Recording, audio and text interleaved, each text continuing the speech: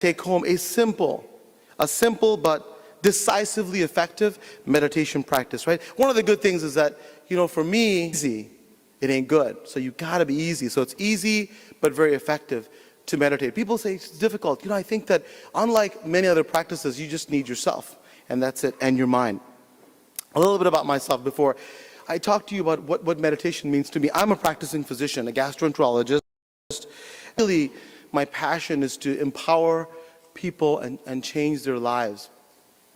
Give them tools so they, along with their family, can live better lives. And that's what this talk is all about. So I'll start off by giving you a patient scenario. I had a patient, can you all hear me? So they want me to move back here until, can you hear me now? Perfect. So I like to move a little bit, otherwise, you get those cramps, etc. So I had a patient I was practicing, and her name was Sarah. Sarah has a disease called Crohn's disease. Anybody here heard of Crohn's? So those of you who know what Crohn's is like, it can be worse than a cancer, right? So Sarah was mid-20s, right? Life ahead of her, but she was crippled by this disease. She knew every bathroom from every exit, from work to home or anywhere she went. That's how bad it was. And she lost weight, and she's really in bad shape. And she said, "Doc, you know what? You do this medical lifestyle show, you're talking on TV. Give me some tips here. What can I do? Because I'm at my wit's end." And I said, "Sarah, I'd known her for a while. I said, don't stop taking your medication." She was on a medication called Remicade, could be very effective, as well as other medications. I said, "Please keep taking that, but I want you to think about meditation." She said, "What?" I said, "Doctor, I have a real disease. I need some real answers."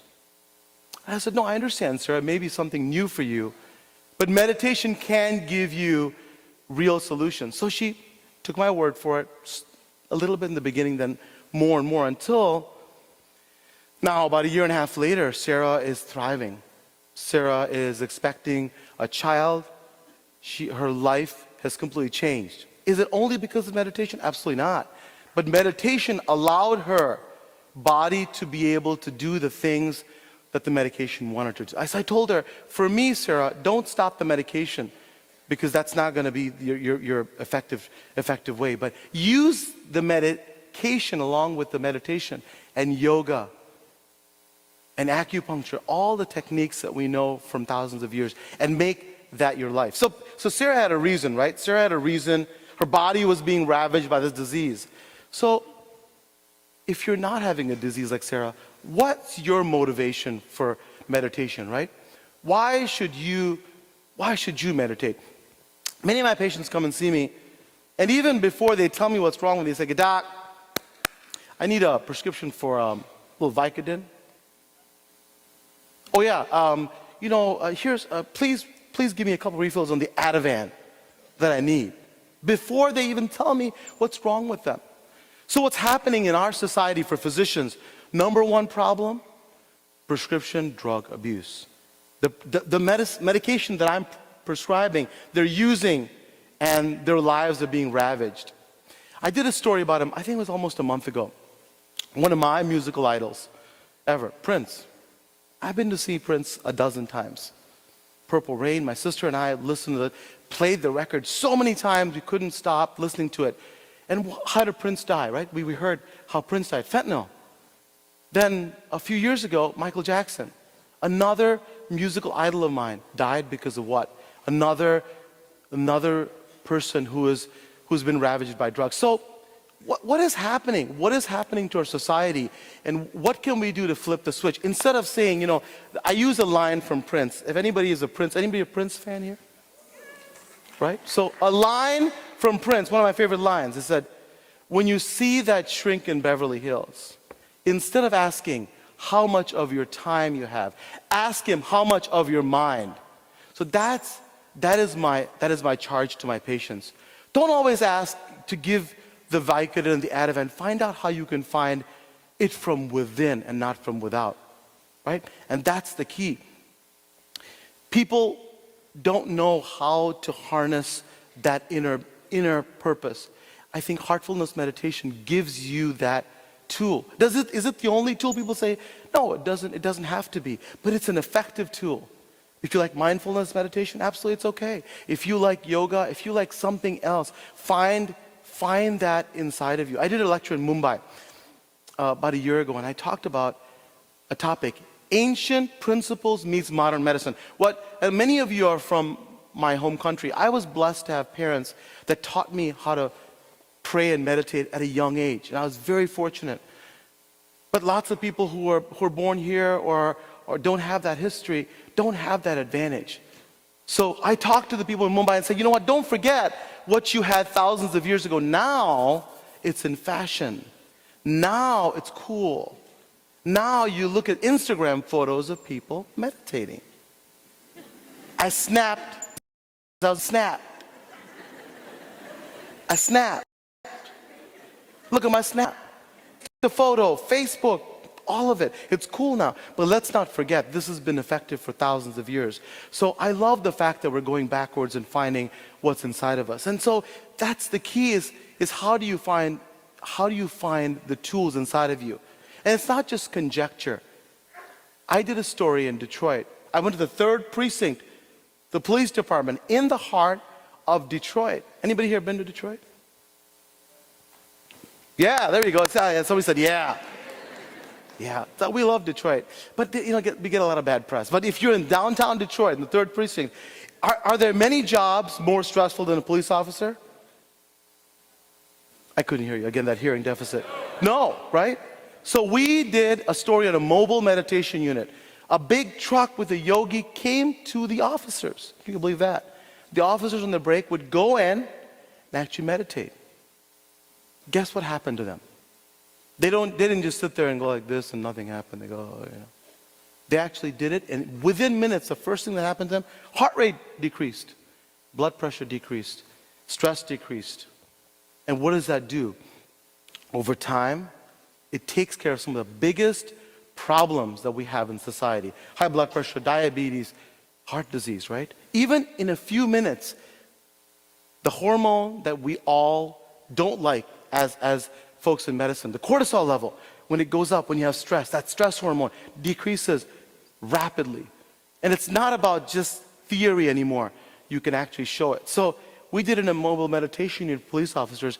You can do it too. And so all of you here are a captive audience. Many of you know what I'm talking about, but a lot of people don't. When I talk to young people, I ask them, what is your hero? Who is your hero? Who do you want to be like? Because we just had the NBA Finals. Anybody watch the NBA Finals? Anybody a Cleveland Cavalier fan? Oh, good. So most audience I go to say boo. Because I am the only LeBron James fan in the crowd usually. But is this crowd a LeBron James crowd? See? So the kids say, Doc, I want to be like LeBron James. I want my entire hand to be one tattoo. I want another hand to be another tattoo. I want to be just, a whole ink man. Or somebody says, I want to be like Taylor Swift. I want to be like Justin Bieber. Bieber. There you go. We got some Bieber fever in the crowd. So, but I say, how about something revolutionary? How about making yourself the hero? How about making yourself the health hero? And thinking about your welfare and your health as the most important goal in your life. How about that? And if you do that, how do you do it? Guess what? Meditation is an enormous way to find purpose in your life. Find out what you want to do. When my wife and I, as we were driving in this wonderful tunnel, have you guys heard of the Lincoln Tunnel? Apparently, the whole idea is that you just don't move. You inspect every inch of the Lincoln Tunnel for hours. That's the whole idea, right? Is that what happens? So I said, must be the Lincoln, everybody must know it, that you're supposed to spend an hour in the Lincoln Tunnel. So, it gave us time to reflect on the fact that what's important. So when we were in that car with the Uber driver who didn't seem to really mind, he had his radio on, he was just snapping a tune, but we had to practice our purpose. So we wake up every day, whether we're in the Lincoln Tunnel or at home with our kids, we are so excited. Why? Because we're enriching people's lives every day with what we do on television, on social media, etc. And that's what meditation does for you. It lets you reflect for just a minute. Instead of going, you stop and you have purpose. That's one of the components of being a health hero. In addition, you have to move. What that means is, the folks, you ever go to a gym where the folks park so close to the gym that you can actually go like this? You can hop into the entrance of the gym. Because heaven forbid you walk into the gym. Because, hey, I'm not in the gym yet. It's not time to exercise. I am not walking one extra step today because it is only time to exercise when you go in the gym. And then you pick up your 500-pound weight, you look around and see if anybody's looking, and then you drop it. Bam! Right? Or you run a marathon. How about just walking the stairs?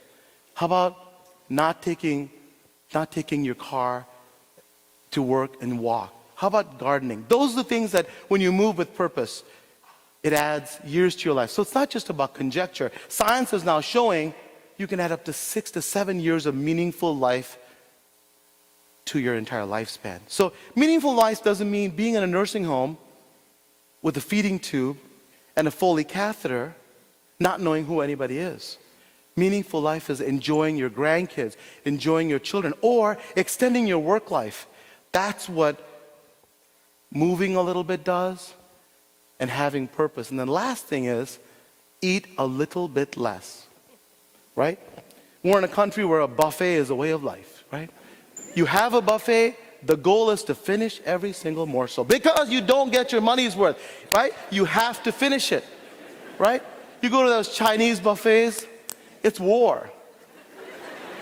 Me versus the buffet. And I'm going to win. I'm going to make sure I get my money's worth. Right? Go to McDonald's, supersize me. Come on. Give me that 16-gallon bucket of Coca-Cola. Right? How about a different approach, like the Okinawans do? Eat until you're 2/3 full. By the time your brain realizes you're full, it's a little too late. So eat until you're about 2/3 full. Guess what that does? It eradicates all diet plans ever made. Because you will lose weight, you will decrease your blood pressure. Just simple thing. Eat until you're 2/3 full. The Okinawans have done it for centuries. And there they have one of the highest rates of centenarians, which means in English, they have a bunch of people that live to 100 years or above and do it with health. So, be your own health hero. Use meditation to achieve purpose, along with move with purpose. Move not just when you go to the gym, and not just eat a little bit less. Those things will help you to be your own health hero. And when you be your own health hero, then what happens is that then you can then extend it to your family and people around you. When you do that, I read an article by Miss Ramakrishnan, and she wrote in the Huffington Post. She said, and I believe this, the next revolution is really not about the next phone that you have that you can snap on, or the next computer that's going to run the world. The next revolution is going to be about humanity. So imagine, all of you here are listening, imagine all of our hearts coming together. The power that creates. Here's what happens. Then all of a sudden, it's not their problem. It's not their kids that it's over there. That's the problem.